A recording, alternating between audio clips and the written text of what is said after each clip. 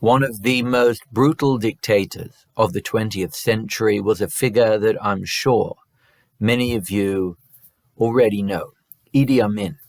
In 1971, while serving as a Ugandan military officer, he heard that the then president had a warrant out for his arrest over financial corruption, and he launched a coup d'etat, becoming the Republic of Uganda's third president. And it is estimated that over the course of Idi Amin's 8 years in power, he slaughtered hundreds of thousands of his own citizens, leading a regime steeped in a whole host of evil, from economic exploitation to political repression and extrajudicial executions. His rule was defined by horrifying human rights abuses and is known to most of us because of the part that he played during the raid on Entebbe. And in a 1998 novel called The Last King of Scotland, Giles Foden paints a partially fictional depiction of what life must have been like under his reign. He tells the tale of a hypothetical Scottish physician who finds himself in Uganda and through a combination of skill, charisma, and kismet ends up in Idi Amin's inner circle. He's charged with modernizing the healthcare system, and his successes lead to a political rise and ever-widening responsibilities, which over time deepens his sense of conflict and complicity, and eventually leads to an affair between him and one of Idi Amin's neglected wives. And though the book is a mix of history and fiction, the narrative brings to life the kind of dread and anxiety, terror, horror, and fright that one imagines is rife living under the lawless whims of a narcissistic tyrant. And once Idi Amin discovered that his right-hand administrator has had an affair with one of his wives, the physician is forced to run for his life because he knows the fate that awaits him. And without going into the graphic details depicted in the feature film of the same name, the doctor is not threatened with litigation or life in jail, but a brutal and excruciating impromptu execution. Which leads us to a rather tense event that we read in shul this morning, where a highly effective and successful slave is blamed for having an affair with the state administrator's wife. Now, of course, in this case, it is a fabricated accusation on the part of an infatuated and desperate temptress. But as Yosef flees, Potiphar's wife screams out to her husband, "Ba'ilai ha'eved ha'ivri," the Hebrew slave, "came to me, letzachek bi," to seduce me. Vahi karimi koli ve'ekra, but I screamed at the top of my voice, v'ya'azov bigdo etzli, he left his cloak with me, and he fled. And hearing these words, we're told that her husband reacted with rage. V'yichar apo, his anger flared. And then we read how his rage and infuriation inspired a response of apparent retaliation as he takes his slave to jail. V'yikach Adonai Yosef oto, Joseph's master took him. V'yitneu el beit hasohar, and put him in prison. And this is our question. Why does Potiphar take his apparently philandering slave to jail rather than simply eliminate him?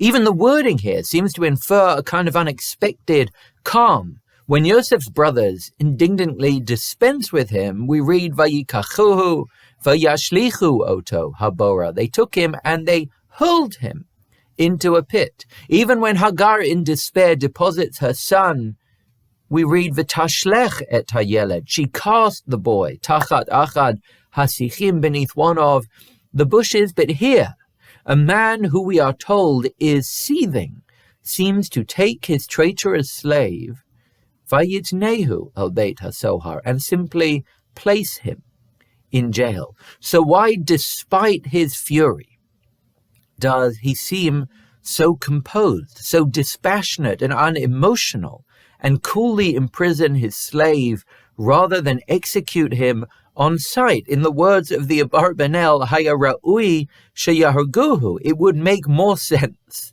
for him to have killed him. And for the Chizkuni, the answer to our question is simple. Potiphar was forced to follow the rule of law.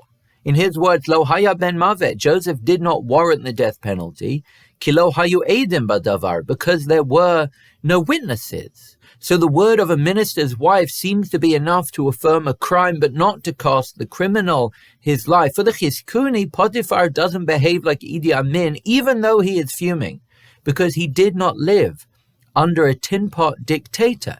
Egypt may well have been hierarchical and autocratic, but it was no anarchy. It may well have exploited its subjects and practiced a limited form of due process, but it was not the Wild West. It was not a lawless mess. It was the ancient Near East's most advanced civilization. Part of what made our treatment as slaves so depraved was that it took place under the nose and at the behest of a developed and complex culture. In fact, for the Chizkuni, it was precisely the judicial prudence of this trial and the verdict that saved his life despite his superior's indignation that led Yosef to reward the judges, the Kohanei Mitzrayim, years later by letting them keep their land during the nation's famine. So even though Potiphar was pained by his slave's apparent betrayal, even though he was livid at his assistant's alleged infidelity, he, like we, understood that living under the rule of law means that the burden of proof lies with the accuser, and the most that Potiphar could do was send Joseph to jail. But there is a second reading that I'd like to share that sees Potiphar's soft touch less as a product of his society than his gut. For many, many of our commentators, if Potiphar had suspected Yosef of mistreating his wife, he, like Idi Amin, would have taken his life in an instant. In the words of the Alshich, for example, Ein Safek, there is no doubt, Ki imhu ma'amin ledivrei ishto, that if he had believed his wife, Lo hayonotno beveit hasohar, he would not have put Joseph in jail.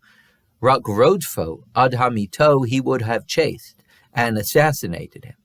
Egypt may well have been technologically advanced, but due process for slaves was not a priority. And had Potiphar believed his wife, it would have been a swift and clean end for the dreamer. So it seems that Potiphar knew that Joseph was pious and did not for a moment believe his wife, but at the same time he needed to preserve the pretense of her credibility. In the words of the Alshich again, he was set ablaze by two fires, or as we more commonly put it, it was a lose-lose situation. He could either, he could either support his wife and suffer the pangs of conscience and risk the wrath of heaven, or he could support Yosef and shame his wife and sully his family's name. So caught between a rock and a hard place, Hivshir Davar, he settled on a compromise, V'yitneu Beit HaSohar, and placed Joseph in jail. And though this compromise may seem to have given Potiphar's wife the far better end of the deal, the Ashach reminds us of the verb here that infers gentility. V'yitnehu Beit HaSohar. Yosef was not hurled or cast into a dark pit of oblivion. He was placed in the royal jail, and in the words of the Alshich, V'yitnehu insinuates, Knoten matana el ha'asurim. He was placed in jail almost as a gift to the prisoners. Yosef was imprisoned, but Potiphar did not strip him of the ability to fulfill his mission to heal and help those around him. Just as he had thrived in Potiphar's home, he would find ways to inspire inmates who felt alone or sought a means to atone for their misdeeds. And Yosef does, in fact, go on to counsel and console two men in desperate need of care and attention. There are times in life when we all find ourselves to be the victims of fate or choices that we never made, imprisoned by realities that feel unfair, unmerited, or unjust, and we often find ourselves asking, why? What did we do to deserve this? What did we do to warrant this? And sometimes the answer is nothing. Sometimes there is no satisfying explanation for our pain, no gratifying justification for our suffering. There are times in life when forces beyond our grasp shape our condition and pave our path forward and leave us unable to escape. But even in those moments, we have a choice. Will we become defined by resistance, or will we try as much as we can to be a gift to those who are with us? Time and again, Yosef is cast away, he is seized and sold and enslaved and imprisoned, but in every setting, he refuses to concede to his pain. He refuses to fade away. He refuses to retreat from his faith that he can be a blessing to those in need of dreams. Through his conviction, he insists on being a matana el ha'asurim, a gift to the imprisoned, a figure who offers a vision of hope. So may we all, as much as we can, find ways to channel our pain into empathy for others who face a similar fate, and use our talents and our time to galvanize and inspire them to see themselves as a gift as well. I wish you all a Shavua Tov and a very nearly Chanukah Sameach.